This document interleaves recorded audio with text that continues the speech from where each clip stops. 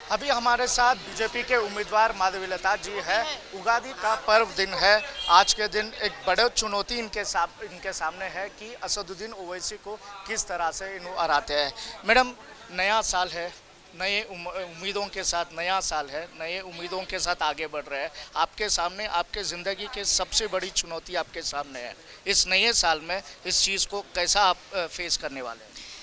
ये नया साल एक नया रोशनी, नया सूरज लेके आएगा हमारे हैदराबाद पार्लियामेंट को।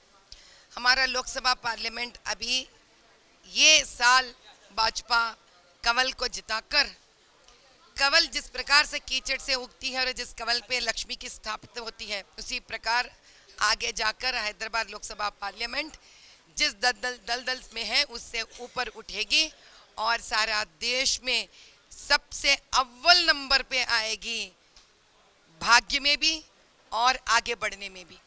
हम इस देख रहे कि अब तक जिस अमावस्या के अंधेरे में है था ये, आज तक ये पौर्णम की रोशनी देखेगी। आज तक जिस अंधेरे में था हमारा हैदराबाद लोकसभा पार्लियामेंट, ना यहाँ पे कोई डेवलपमेंट है, ना पढ़ाई है, ना हेल्थ है, ना किसी के घर है, यहाँ पर जिस गरीबी है यहाँ पर, इन सब से बाहर निकलने का एक बहुत ही बड़ा अच्छा समय इस साल का उगादी लेकर हमारे लिए आया है।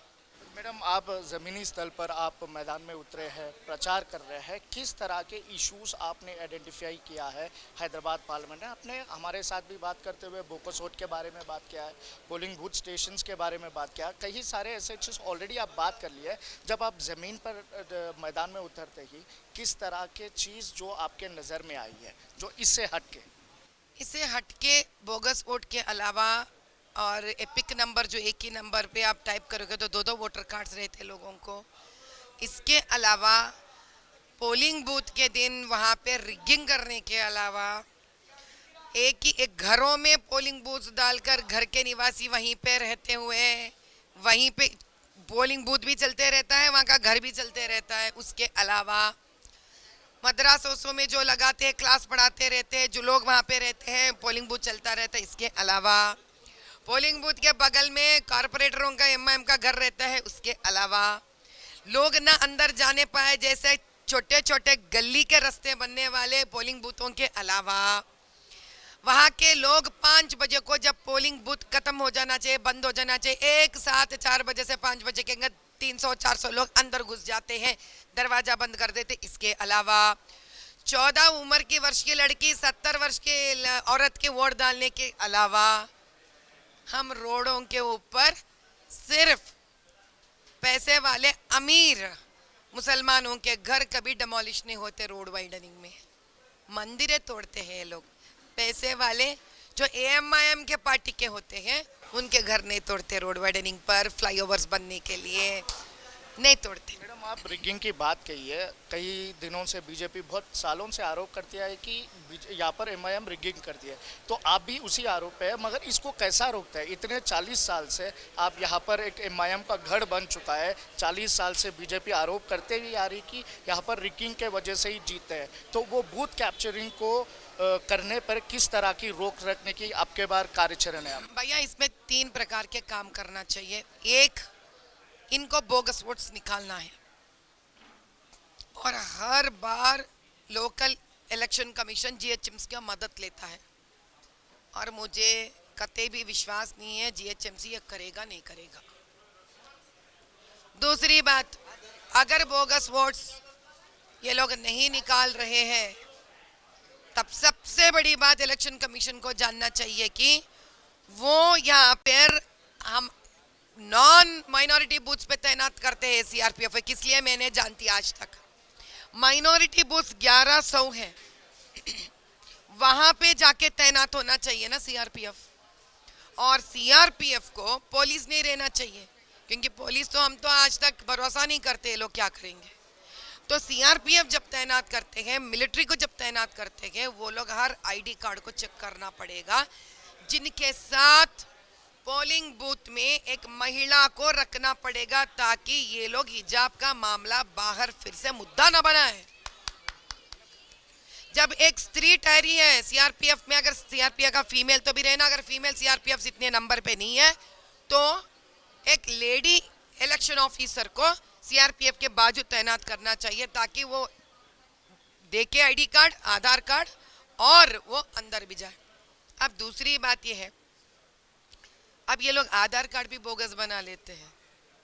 तो आधार कार्ड कैसा बोगस बनाते हैं? अरे भैया, आप ओल्ड सिटी जाइए, वहाँ पे मिशन सारे इंतजाम हो जाता है, सब मॉर्फिंग कर सकते। टेक्नोलॉजी साहब इतनी बढ़ गई, इतनी आगे हो गई। सो वहाँ पे कंप्यूटर होना चाहिए, there has to be a system. आपके पास कुछ प्रूफ्स है मैडम जो बोगस आधार कार्ड के? हाँ, आप दूसरे इंटरव्यू में आ जाए। हम तो पहले अभी तो बैती भवन में बैठे हुए, कहाँ बोगस आधार कार्ड लेते फिरेंगे अपने साथ, हमको कैसा मालूम आप आएंगे नहीं तो आपकी बार उसका भी एक छोटा पोटली बना के तैयार रखेंगे। आप आ जाइए और एक इंटरव्यू करिए। हम जैसे हमने पिछले बार एपिक नंबर का दिखा दिया था आपको, जी हमारे पास ही, हमारे चैनल पे न्यूज़ नेशन से हमने किया था। हमने गलती से ये नहीं बोला, नहीं, हमने न्यूज़ नेशन से किया था वो। तो हम आपको जिस प्रकार हम एपिक का दिखा दिए, बोगस आधार कार्ड का भी आपको दिखा देंगे। अगर इसका हल करना है भैया, तो आपके बाद इलेक्शन कमीशन इस इलेक्शंस को सीरियस लेना है।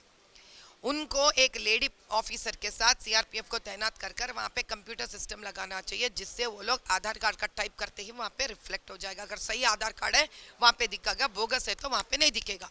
हो गया ना भैया? आप एंट्रेंस में ही काम तमाम कर दे, मसला हल कर दे रहे ना। इस तरह के कुछ रिक्वेस्ट आपने दिया है इलेक्शन कमीशन को? साहब, मेरा दिमाग जितना चल सका मैंने चला ही साहब। अब इलेक्शन कमीशन एक डिपार्टमेंट है जहाँ महान लोग बैठते हैं ना साहब, उनकी पढ़ाई के बाद उनको जो सर्विसेज में आते हैं, उनका काम ही इसके बारे में सोचना। मैं उनका काम भी मैं कैसे करूं बताइए आप? मैं जिस हद तक सोचती हूँ मैं सोच रही हूँ। आज चलिए, आज न्यूज़ नेशन में बताइए बात, तो अगर वो लोग देख रहे हैं, सुन रहे हैं तो पकड़ लेंगे, या कोई और इस भारतवासी देख रहे हैं, कोई और सिटीजन देख रहे हैं। साहब, आप ये खत लिखो इलेक्शन कमीशन को कि अंदर माइनॉरिटी के बूथ में जाने से अंदर वहाँ पे सीआरपीएफ तैनात करे, और लेडी पोलिंग ऑफिसर को तैनात करे, वहाँ पे कंप्यूटर सिस्टम लगा दे, लेडीज को चेक करे, जेंट्स को भी चेक करे। वो नंबर टाइप कर देंगे तो सही है आधार कार्ड, तो उसमें आ जाएगा कंप्यूटर में, तब अंदर भी जाइए उनको। और अंदर आप देखे कि एक दो लोगों के ज्यादा, हर पार्टी से एक से ज्यादा लोग नहीं रहना चाहिए। वो लोग नहीं रहते, लेकिन क्या करते हैं, बगल का घर रहता है। अब बगल के घर में 15 लोग रहेंगे तो ये क्या करेंगे? माइनॉरिटी में तो हिंदुओं का घर नहीं रहता, हम लोग तो नहीं छुप सकते वहां पर, उनके घर है, वो छुप जाएंगे। ऐन वक्त 15 लोग आके आ जाएंगे, बंद करके अंदर बोगस वोट मार लेते। ये आखिरी सवाल है, मुझे ये चीज़ समझ में नहीं आया है कि ओवैसी साहब बोलते हैं कि मेरे को थ्रेट मिला है सोशल मीडिया है, मगर आपको सिक्योरिटी मिल गया, ये कैसा है? मुझे समझ में नहीं आया, क्योंकि थ्रेट तो वो बताते हैं, सिक्योरिटी तो आपको मिल रहा है। उनको Z+ सिक्योरिटी है ना भैया, उसको क्या करेंगे? फिर उसके बाद भी थ्रेट मिल रहा है ना तो समझिए दिल में घबराहट शुरू हो गई है। Z+ सिक्योरिटी के बावजूद भी वो डर रहे हैं, डर ला गया उनको। अभी उनको लगता है काम तमाम हो जाएगा, खेल खत्म, दुकान बंद। ये है माधव लता जी का कहना कि आगे खबरों के लिए देखते रहिए न्यूज़ नेशन। मैं हूँ राजकिरण बतला, कैमरा पर्सन सूर्या के साथ हैदराबाद से।